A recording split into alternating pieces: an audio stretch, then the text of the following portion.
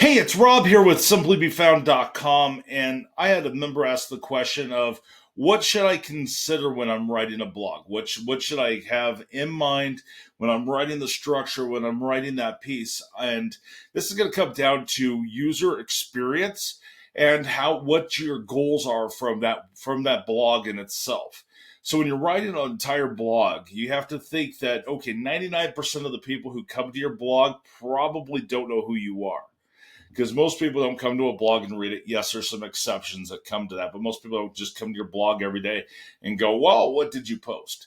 Most of the time, your blog is a lead generation tool. So it is something you're trying to get to rank inside of search. Now, this could be any type of search, or you want AI to be able to talk about you and to know what it can regenerate about things that you've said or your company and problems you solve and all that different stuff. But most of it comes down to lead generation. Most people aren't going to read your blog word for word. Most people are going to either use an AI that has regenerated that blog, or they're going to be able to click on it from a search engine. So it might be Google, might be Bing, might be Yahoo, might be any of those things. So you click on that.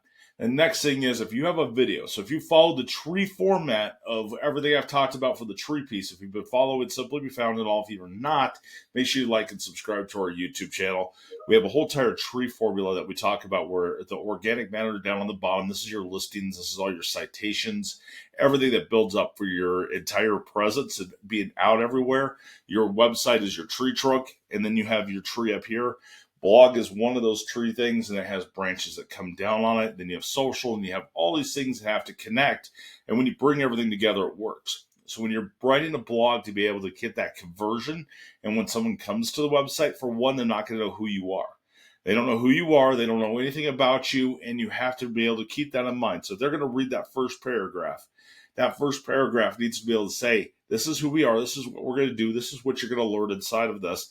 Then if you did that video piece, you're going to put that video down inside of there. And video is a great way for being able to generate content inside of the system. So having that video right there, if you had a guest or somebody on it, then underneath that video, have the icons of everywhere. So if it's like a podcast that you've done, have the icons of everywhere they can go through and do it. Don't just put in links with text. Make sure you put the icons in and stack it up. Work with your web developer to be able to get that part figured out, to where then you have a good flow of listen to here's your YouTube video, and then listen to all these different places. You can have below that, and then talk about your guest below that. Introduce them to your guest. We really enjoy it. Thank your guest for being on.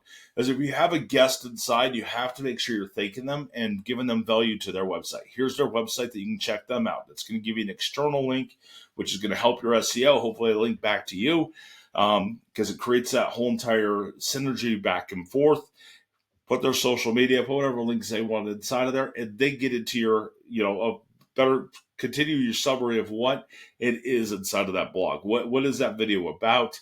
And then put a transcript. And you need to say, hey, transcript, this is a transcript from the video, and have all the timestamps on there.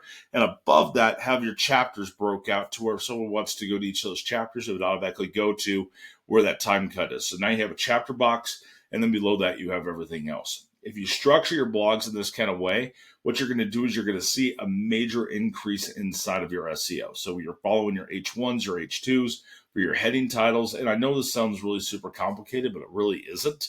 And if you are a member of ours, make sure you chat with us. I'd love to be able to break it down and make it make sense to whatever system you're using to be able to do this. But what that's going to do is it's going to give you a lot of structure, and then you can bring some different schema inside of that page to be able to help it increase that up and tell it what those areas are. Having an FAQ section, having a content, or having a whole area of an index of all different parts of what that is going to be inside of that blog.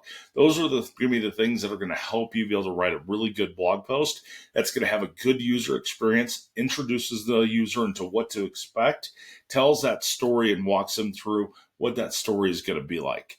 If you like seeing videos like this, make sure you subscribe to our YouTube channel. Make sure you follow us on social media, and check out the Simply Be Found Huddle. It's a whole entire podcast that we do, and we talk to all kinds of different guests. So we talk about different problems and how to be able to grow your business. It's a great spot to be able to go to.